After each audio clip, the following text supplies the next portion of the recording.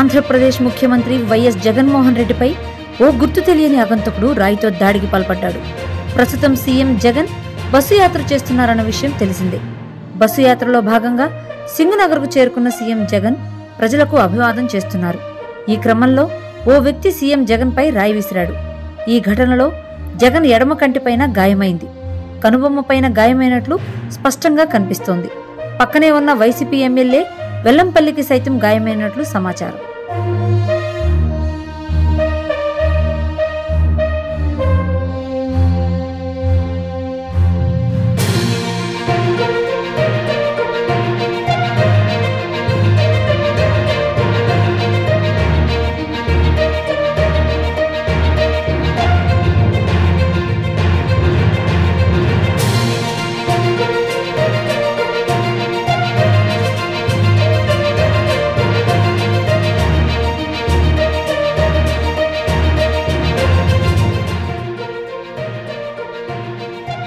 ఆంధ్రప్రదేశ్ ముఖ్యమంత్రి వైఎస్ జగన్మోహన్ రెడ్డిపై ఓ గుర్తు తెలియని ఆగంతకుడు రాయితో దాడికి పాల్పడ్డాడు.